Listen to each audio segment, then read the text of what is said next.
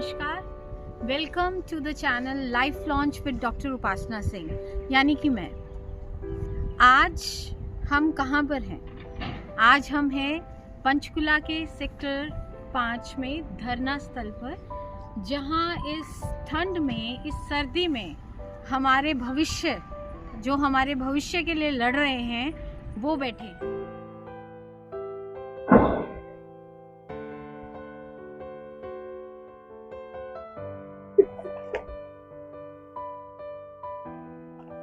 इस समय मुझे अर्जुन सिसोदिया जी की 4 लाइनें याद आ रही हैं। अपना अपना युद्ध सभी को हर युग में लड़ना पड़ता है, और समय के शिलालेख पर खुद ही खुद को गढ़ना पड़ता है। तो देखो हमारा भविष्य किस परिस्थिति में आज पहुंचा हुआ है कि सड़कों पर बैठकर अपनी ही बात को अथॉरिटीज तक पहुंचाने के लिए किस हालात में रह रहे हैं। नमस्कार सभी को।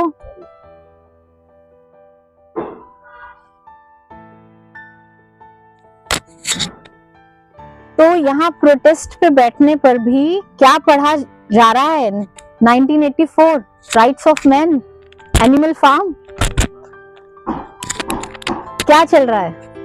मैम, आपने पूछा कि प्रोटेस्ट पे बैठे हम क्या कर रहे हैं, तो हम पढ़ाई से रिलेटेड जो चीज़ें हैं वो कर रहे हैं, कुछ ना कुछ पढ़ रहे हैं लगातार। हम प्रोटेस्ट में भी बने हुए हैं, तो कुछ 2-4 लाइन लिखते रहते हैं। तो मैंने कुछ लिखा है इसमें, साहित्य जवान होता है, कोई किताब अधूरी रहती है, स्याही सूख जाती है, कलम टूट जाती है। ये हमारी तरफ से एक मार्मिक स्थिति है मैम। जैसा कि सबको पता है कि HPSC का जो असिस्टेंट प्रोफेसर का इंग्लिश का जो एग्ज़ाम हुआ था, उसमें जो भी रिजल्ट्स को लेके डिस्पैरिटीज़ हैं वो देखने को मिली हैं। स्टूडेंट्स के हित में जो रिज़ल्ट नहीं आया, कैंडिडेट्स के हित में रिज़ल्ट नहीं आया, उसको लेकर हम प्रोटेस्ट में बने हुए हैं मैम। हमने एक आवाज़ हम सरकार के सामने अपनी रखना चाहते हैं कि जो भी हमारे साथ चीज़ें गलत हुई हैं, हमारा जो मनोबल टूटा है, हमारी कलम है। ये मैंने इस वजह से लिखा क्योंकि मैम बहुत समय से बहुत सारे कैंडिडेट्स थे, वो लगे हुए थे पढ़ाई में, अपनी मेहनत जारी कर रहे थे, अपनी लाइफ की जो अपनी ज़िंदगी की एक किताब लिखने में लगे हुए थे, एक अच्छी किताब लिखने में लगे हुए थे। और उसकी कलम है जो वो एक 35% का क्राइटेरिया है, जो वो एक शील्ड की तरह यूज़ हुआ है, उसने हमारा वो कलम को तोड़ दिया है। तो फिलहाल तो ये बच्चे जो हैं, जो अपनी मांगों को लेकर 29 दिसंबर से बैठे हुए हैं इतनी ठंड में, ये बड़ा ही मार्मिक स्थिति है। बहुत ही हताश बैठे हैं। ये कहना है कि हमारी कलम ही तोड़ दी है। इतनी एज में आने के बाद इनकी एक ही डिमांड है कि 35% की जो नीति HPSC ने फिक्स की है उसको बदला जाए। और दूसरा, पैरामीटर्स क्या सेट किए गए हैं, इनको अभी तक इसके बारे में कोई जानकारी नहीं दी गई। इसके अलावा मैं एक चीज और पूछना चाहूंगी।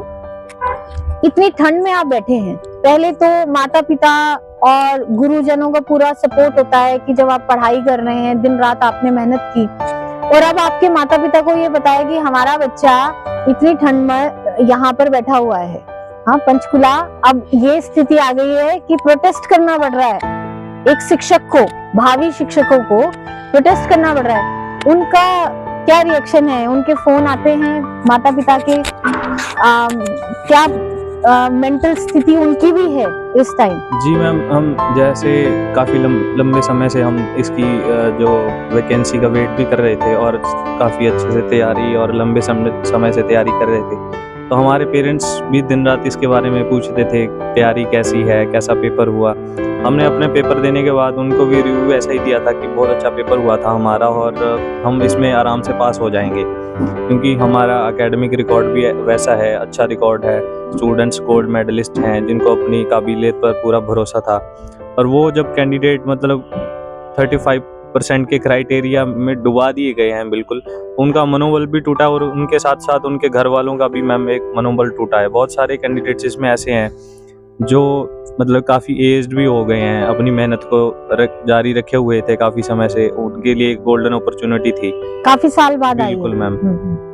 तो उनके पेरेंट्स को भी बहुत जो खर्चा भी कर रहे थे इतने टाइम से, बहुत सारे कैंडिडेट्स ने अपनी शादियां तक रोक रखी थी इसको लेके कि एक करियर सेट हो जाएगा उसके बाद हम, मतलब ये सभी के लिए मैम एक गोल्डन कब से अपॉर्चुनिटी। बैठे हो इस हालात में, और कब तक बैठने का प्लान है? क्या अथॉरिटीज ने कुछ सुना? किसी ने आप लोगों को अप्रोच किया?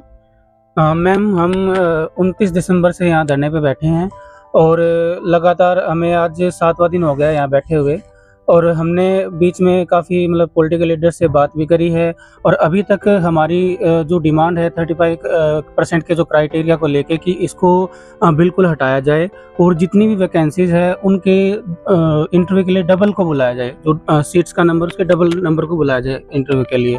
लेकिन अभी तक प्रशासन की तरफ से हमसे कोई मिलने नहीं आया है, कोई बात नहीं हुई है, और हमारा आगे का यही प्लान है, जब तक हमारी बातें मांग नहीं सुनी जाती जो 35% के क्राइटेरिया के ऊपर है कि उसको बिल्कुल ख़त्म किया जाए, तब तक हम धरने से नहीं उठेंगे, हम लगातार धरने पे बने रहेंगे। क्या डिस्पैरिटी मिली आपको?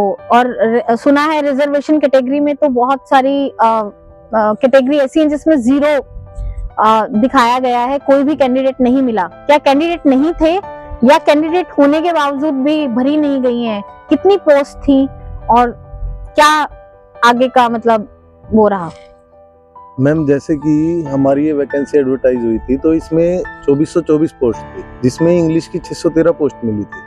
तो इसमें पहली बात तो कि जब हम यूजीसी नेट क्वालिफाई करके आते हैं या पीएचडी करके आते हैं, हम पहले ये क्राइटेरिया पार करके आते हैं, एलिजिबिलिटी। एलिजिबिलिटी क्राइटेरिया हमने पार कर दिया। उसके बाद एचपीएससी ने इस एग्जाम में क्या किया, जो हरियाणा में जो असिस्टेंट प्रोफेसर के एग्जाम हुए, पहले कभी भी ये 35% का क्राइटेरिया नहीं लगाया गया था। हाँ। तो अब की बार इन्होंने क्या किया कि फर्स्ट पेपर जो होता है स्क्रीनिंग टेस्ट, उसमें अगर इंग्लिश की बात करूं तो उसमें 4400 स्टूडेंट थे जिन्होंने स्क्रीनिंग एग्जाम दिया था। बिल्कुल। तो उसमें क्राइटेरिया था कि जो बच्चा 25% स्कोर करेगा वो सब्जेक्टिव के लिए एलिजिबल होगा। तो उसमें मैम 2250 बच्चों ने क्वालिफाई किया। उसके बाद क्या होता है, फिर सब्जेक्टिव एग्जाम होता है जिसमें 15 क्वेश्चन दिए गए थे, 10-10 नंबर के, 3 घंटे का ये एग्जाम था। तो उसमें 35% यानी कि 52.5 नंबर लेने जरूरी थे सिर्फ क्वालिफाई करने के लिए। तो जब रिजल्ट आता है तो हम क्या देखते हैं कि सिर्फ 151 बच्चों को क्वालिफाई करवाया गया और बाकी सबको ये बोल दिया गया कि आप डिस्क्वालीफाई हो गए, आप फेल हो गए। तो जब हम मिले भी चेयरमैन सर से जाके कि सर ये हमारा रिजल्ट कैसा आया है, कि हमने तो एग्जाम अच्छा किया था, हमें तो 35% तो मिलने ही चाहिए थे। तो उन्होंने बोला कि हरियाणा की यूनिवर्सिटी अब इनकम्पिटेंट है। तो आप ये बात अपने प्रोफेसर से पूछो जाके कि आपका एग्जाम क्यों नहीं क्लियर हुआ, उन्होंने आपको कभी ऐसा क्यों नहीं बढ़ाया कि आप ये एग्जाम क्लियर कर पाते। ये कह देना मात्र कि हरियाणा की यूनिवर्सिटीज इनकम्पिटेंट है, वहाँ के प्रोफेसर्स इनकम्पिटेंट है, ये बहुत बड़ा एक एलिगेशन जो है वो एक आला अधिकारी जो है वो इनको लगा देते हैं। मैं ये पूछना चाहूंगी कि इनकम्पिटेंस का मतलब क्या है? क्या आप लोगों को बताया गया, आपको कोई पैरामीटर सेट दिया गया, आपको मॉडल आंसर शीट दी गई कि आपके मार्क्स या आपकी जो आंसर शीट्स हैं उनकी चेकिंग किस तरह से की गई? मैम सबसे पहले तो इनकम्पिटेंसी की बात है वो मैं बताना चाहूँगा कि जो यूनिवर्सिटीज़ हैं हरियाणा की, एमडीयू जैसे हो गई, रोहतक में है यूनिवर्सिटी और कुरुक्षेत्र यूनिवर्सिटी, बहुत सारे कैंडिडेट्स यहीं से पढ़े हुए हैं और रिसेंटली गवर्नमेंट ने इन यूनिवर्सिटीज़ को A++ ग्रेड मतलब असाइन की है और यहाँ से कैंडिडेट्स ने ग्रेजुएशन भी की, उसके बाद मास्टर्स भी की, नेट JRF करके PhD भी की वहीं से, और सारा एकेडमिया मतलब ऐसी यूनिवर्सिटीज़ पे टिका हुआ है। तो ऐसी यूनिवर्सिटीज़ को अधिकारियों द्वारा यदि इनकम्पिटेंट बोला गया है तो इसमें भी बहुत बड़ा पैराडॉक्स है, या तो ये पूरे एजुकेशन पर ही एक बहुत बड़ा सवाल हो गया। अब हमें ये नहीं पता कि हमारी एजुकेशन इनकम्पिटेंट है, हमारी यूनिवर्सिटीज़ इनकम्पिटेंट है, हमारे प्रोफेसर्स इनकम्पिटेंट हैं, या ये सिस्टम ने डेलिब्रेटली कुछ किया है हमारे साथ। ये बहुत बड़ा पैराडॉक्स है। और दूसरी बात जो मैम आपने आंसर शीट की पूछी थी, जो आंसर मॉडल आंसर की, हमें ऐसा कुछ भी प्री प्रोवाइडेड कुछ नहीं था मैम कि हमारे पास कोई आंसर की थी सैम्पल क्वेश्चन पेपर भी नहीं था हमारे पास, ना ही कोई एडवर्टीजमेंट में चेकिंग क्राइटेरिया मेंशन है कि किस तरीके से चेकिंग की जाएगी, पॉइंट्स में चेकिंग की जाएगी, जैसे थियरी वाले क्वेश्चंस में यूजुअली ये होता है कि जैसे यूपीएससी में एक क्राइटेरिया है कि क्राइटेरिया कितना, होता है मैम कि इंट्रोडक्शन के इतने मार्क्स होंगे, बॉडी के इतने मार्क्स होंगे और कंक्लूजन के इतने मार्क्स होंगे। तो हमें तो ये भी प्रोवाइडेड नहीं था मैम इस पेपर के रिगार्डिंग। तो जब आपने डिमांड की, जी मैम, क्योंकि जिसने भी चेक किया है तो कोई ना कोई पैरामीटर सेट करके ही तो चेक किया होगा, जब आपने डिमांड की तो अभी तक उनका कोई जवाब आया है इस चीज पे? मैम ऐसा उनका डायरेक्ट कोई भी जवाब नहीं आया। उनका स्टैंड सिर्फ यही है कि ये सारी चीज़ें कॉन्फिडेंशियल हैं, चेकर्स भी इवेल्युएटर्स हैं जो वो भी कॉन्फिडेंशियल हैं, सभी तरीके से ये चेकिंग, और उनके हिसाब से तो चेकिंग बिल्कुल सही हुई है।